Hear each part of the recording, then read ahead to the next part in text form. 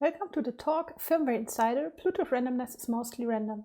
This is joint work by Jörn, me, Felix and Matthias, and we looked into the randomness of Bluetooth chips, in particular Cypress chips and Broadcom chips, which you find in a lot of devices like all iPhones and also the Samsung Galaxy S series.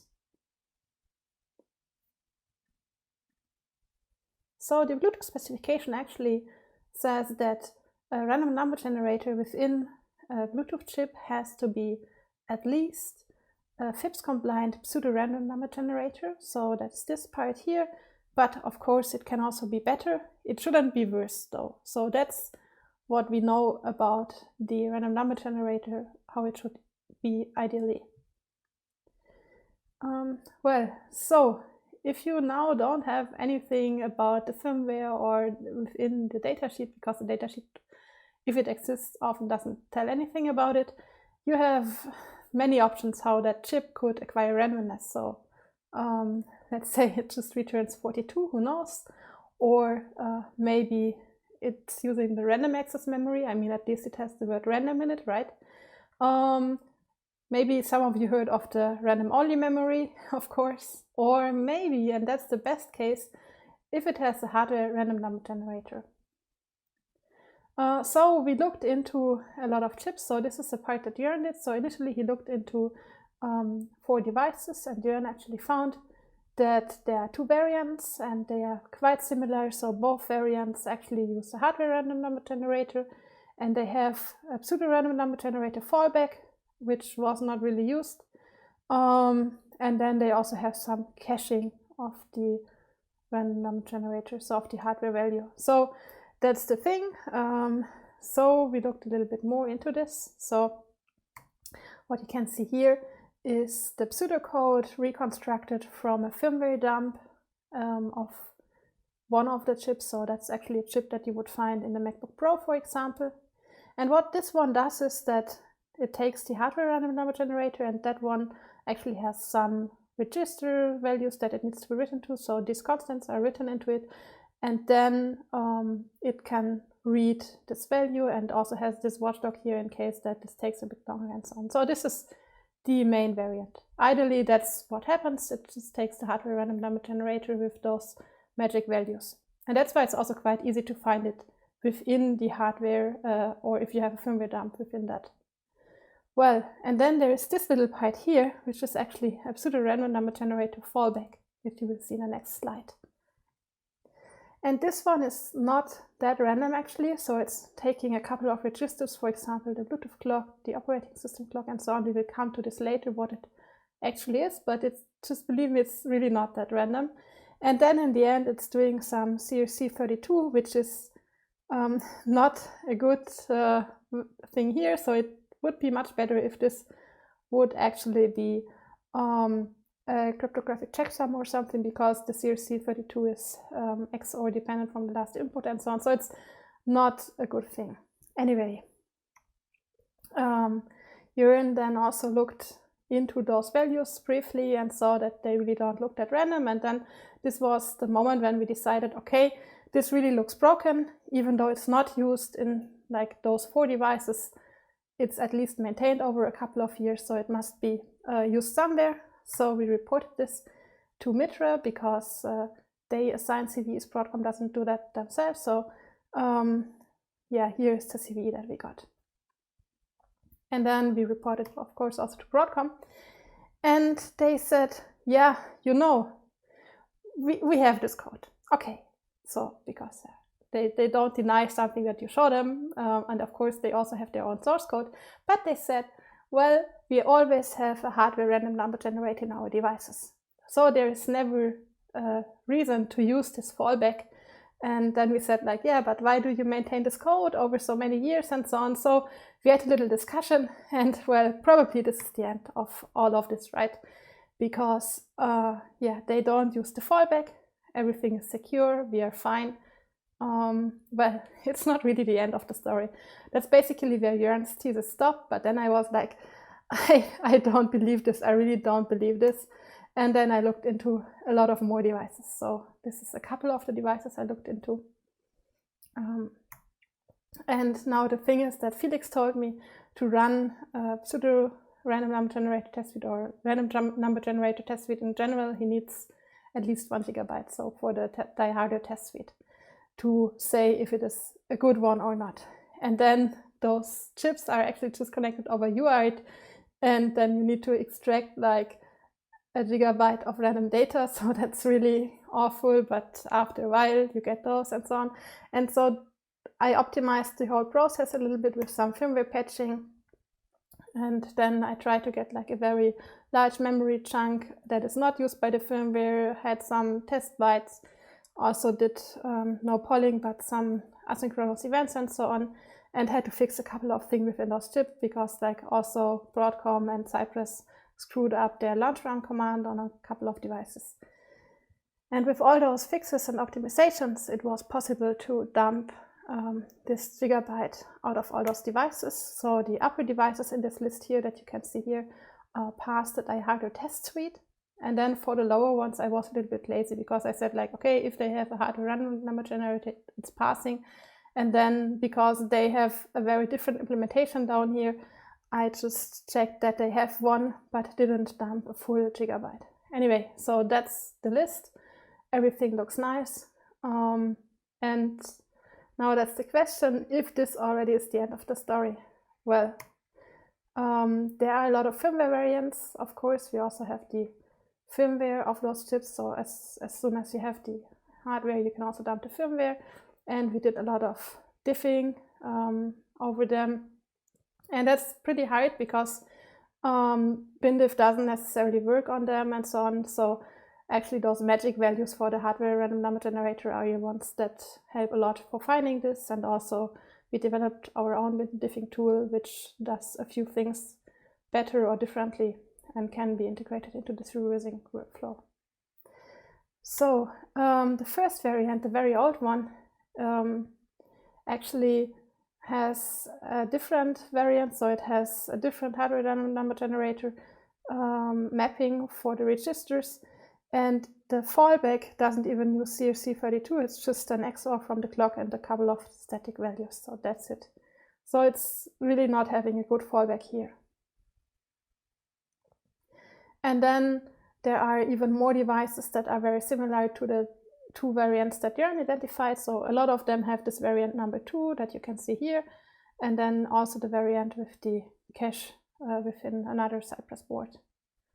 So that's a lot of devices already. Then there is variant number 5, and actually in the newest devices they removed that fallback, so it's no longer there in the code. No idea what happens if the hardware random number generator is gone and you don't have a fallback anymore, but at least they saw that the code is not so cool and removed it. And then they also have this caching behavior in those chips. If you can count, you should have now seen number 1, 2, 3, and 5. There is number 4, and well, number 4 is the one that we found in the Samsung Galaxy S8. So if you would get a random number out of it, it wouldn't actually update the hardware random number generator in any way. Also, that one was like empty when you read it. So that was very weird. So this one really was missing it in the firmware, and I couldn't exit it in any way. So, well, then we reported this, and suddenly Broadcom and Samsung were not really happy and said like, oh, okay, yeah, we really need to fix it. And actually what happened then is that also the iOS 13.5 update included an update. So you can see that we are mentioned there. And now the thing is, I only tested a couple of iPhones, so I don't have each and every iPad and iPhone model. So I cannot dump all their firmwares, I cannot extract a gigabyte of data out of them and so on and so forth. So it's hard to confirm that they are all using a secure random number generator. So yeah, this one was also very nice, and we didn't expect that. So that actually means the Samsung Galaxy S8 is in something like 20 million devices, and it depends now on the iPhone or iPad model, but that might be also like a couple of hundreds of millions depending on which device exactly is affected. Now let's look into the pseudo-random number generator a little bit more. So this is the overview. This is all the registers that it takes on the Samsung Galaxy S8, and also the following measurements will be on the Samsung Galaxy S8. So there are timer inputs, and first of all there is the Bluetooth clock. So that's the blue one, and the Bluetooth clock is actually sent over the air. So devices need to synchronize between each other. Otherwise, they cannot exchange any packets. So this one is really essential and open. And then there's also the hardware clock. If you know it once, then you know it also in the future, because it's also just a time sequence here, and an attacker who can reset a chip. So a simple crash that is somewhere in the parsing, not even a remote code execution, can then also help to reset the time if you don't have it, or if you know when the device was reset the last time, for example, you can also estimate it. And now you can also see some of the signal processing inputs. So this one is the DC FH out. I think it's just the same as the hopping frequency, so the frequency it's currently sending on. I don't know it exactly because I currently just don't have an SDR here, but so you can see it's like 80 different channels probably, and this is also over time, like how it's hopping. So this one also is not really random. And then there are two more values left, the RX init angle, which has something like 20 different values, and the HEC status, which most of the time is like 0, and sometimes it has a value, probably also depends a bit on the connection status. But it's not as random as you would expect to be for a random number generator. And now it's used in a couple of places. So first of all, there's one path that is okay. So that's actually taking the RBG rand and then has the CRC32 and then puts that into a SHA and so on. So that's like a way where it's hard to reconstruct what the original values were. But then there's also the second one, which is ULP rand. ULP is ultra low power in this case.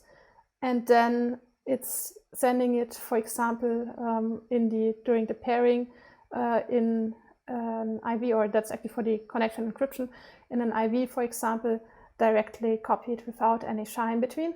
So this is the moment where you can get those values over the air just in plain text, and then also run attacks. And these attacks, for example, can be against the numeric comparison.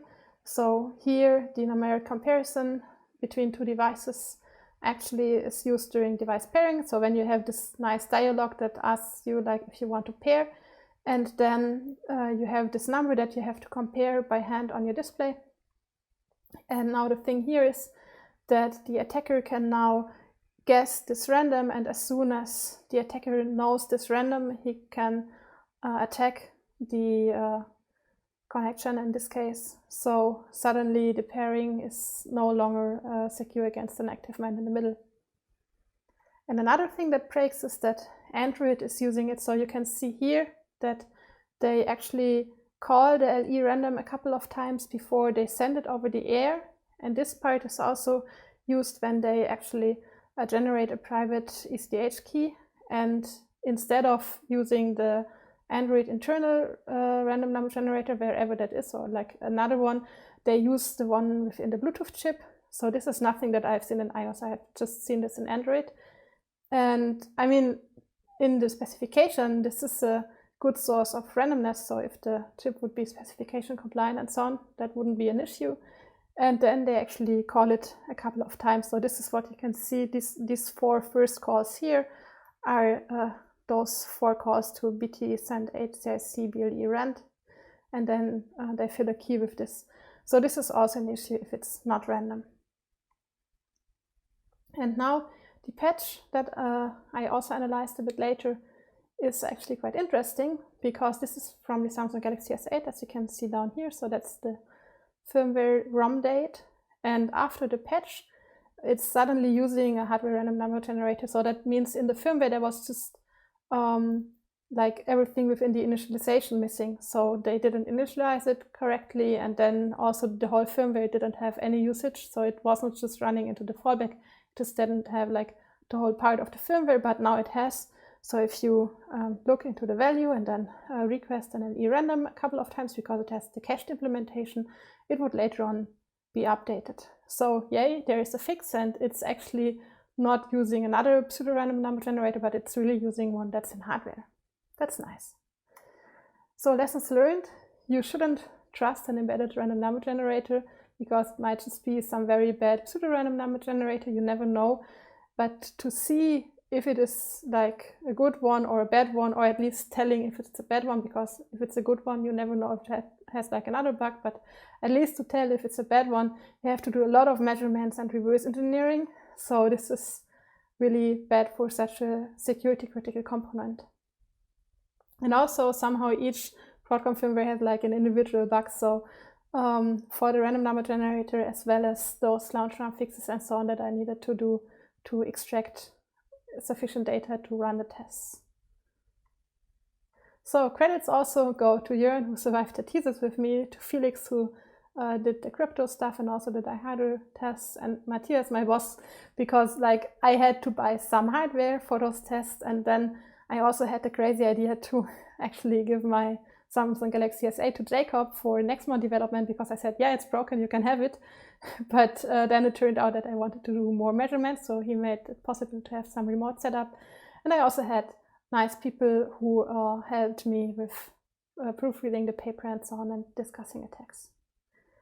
So thanks for listening. And if you have further questions, there will be a Q&A session. And of course, you can also reach me on Twitter or via email.